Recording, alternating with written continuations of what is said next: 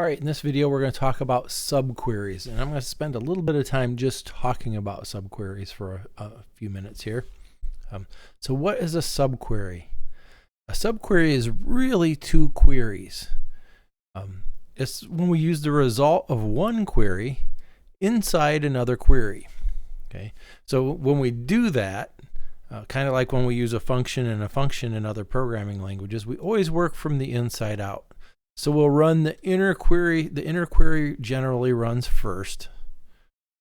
And then the outer query happens, and it uses the results of the inner query in some way. And we'll see examples of that in a second. There are exceptions to that they don't always run in this order, and we'll talk about that when we talk about correlated subqueries. They run a little differently. Okay. So subqueries can be simple subqueries, or they can be correlated subqueries. Okay, so simple ones are the ones where the inner query runs once, then the outer query runs once. Correlated queries are a little more complicated, where the outer runs every time the inner runs. Uses a lot more resources on the server, and we'll talk about that later. Subqueries can return scalar values, and the word scalar, if you remember from vectors in science or math, scalar means it's just a number, right? It returns, and I shouldn't say number, it returns one value. Okay. Some subqueries will return more than one value. Okay. And some subqueries will actually return a whole table. We're going to talk about scalar and multi-valued for sure. We'll talk a little bit about table subqueries. Okay. So a simple subquery returns a single result set that's used by the outer query. It's a single value or a list of values from a single column, or it could be a true or false. Okay. A correlated subquery depends on a value from the outside query. And we're going to see examples of all these. So hold on, bear with me for a second. I want to talk about one other thing, and that's subqueries versus joins. Most of the time, you can write a subquery or a join to get the same results. Okay, so I can turn a join into a subquery. I can turn a subquery into a join. Most of them can be written either way. So some people will tell you joins are faster, you should always use joins. And some will tell you that subqueries are easier to read, so you should always use subqueries because they're easier to read and understand. According to some, everybody, it's like anything else in this world. Everybody's got an opinion about it.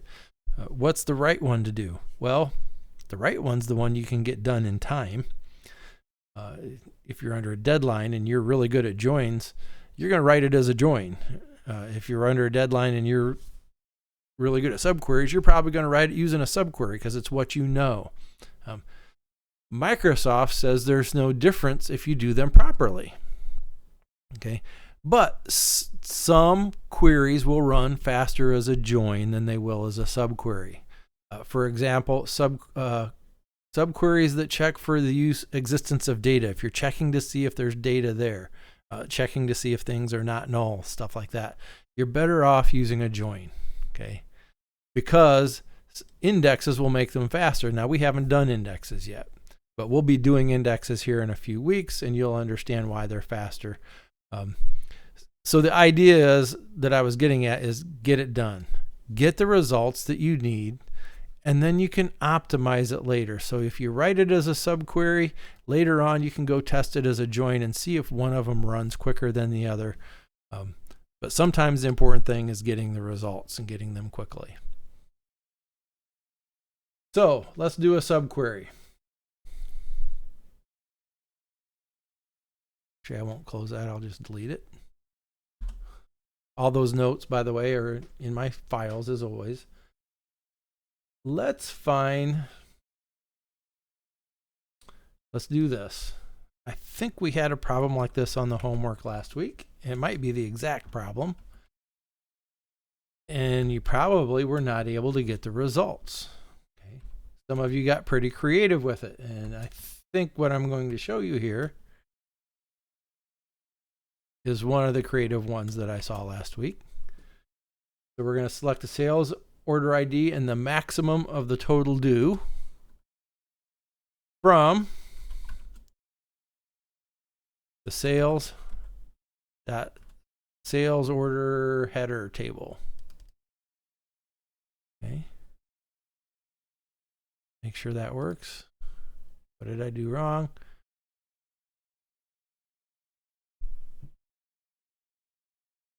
It's invalid because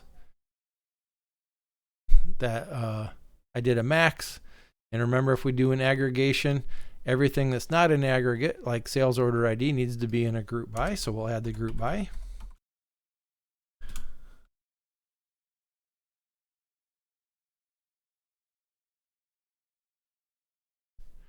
There's an IntelliSense. IntelliSense should know if I'm getting that error. I should ought to be able to automatically add that as a group by.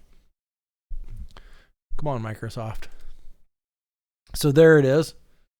So we were trying to find, let's see, I can't remember exactly what it was. Let's get top one. Actually, let's order it first. So I believe somebody solved it this way. I haven't looked through all of them yet. We're going to order them by the max total due.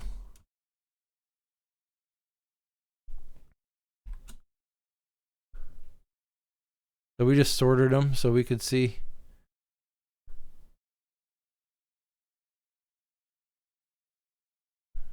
I'm going to do it descending. There's the maximum total due, working down to the minimum. And then I can take top one.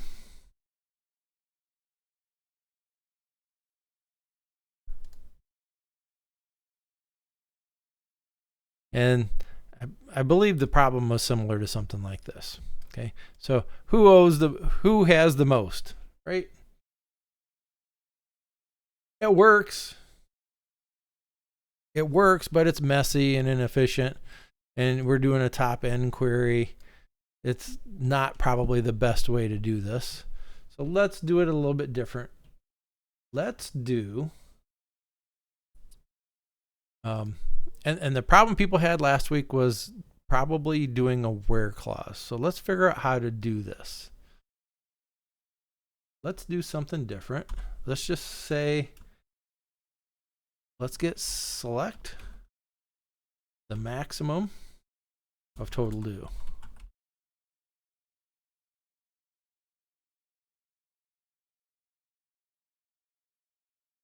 From sales order header. All right, there was that number we were looking for, right? Okay, and we really wanted to use this number in the where clause. So some of you were tempted to hard code that number in there, right? So here's a query that gives us that number. Now let's go back to our original query. Our original thing that we're looking for. We wanted the sales order ID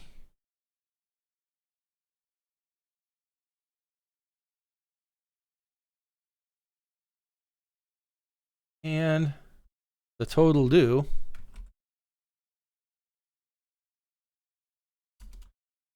from the sales order header table, where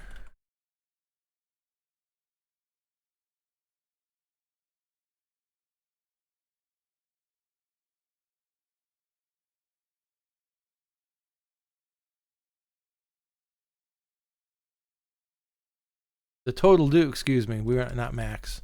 The total due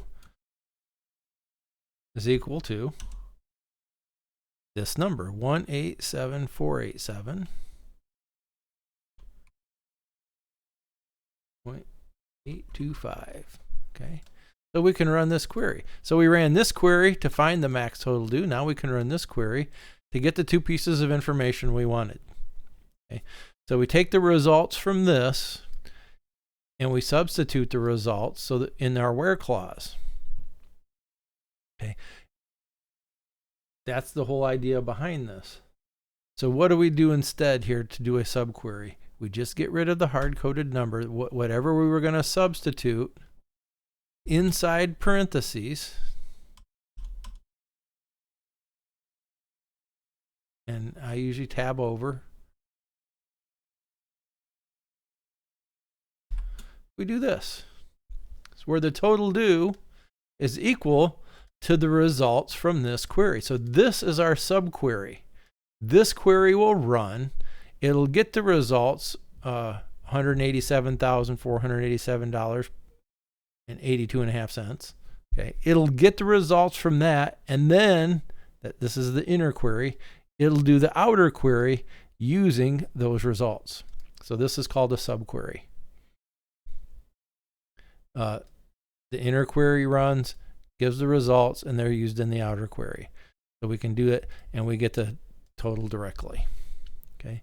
So how do you write a subquery? You start by writing the inner query, or you can start by writing the outer query, figuring out what you need and then substituting it. Either way, but a lot of people find it's easier to write two separate queries and then combine them and test each one along the way. Remember, we did this first and we tested it just now. I tested that first to make sure I was getting the value that I expected to get, and then I substituted this into the results of the other query.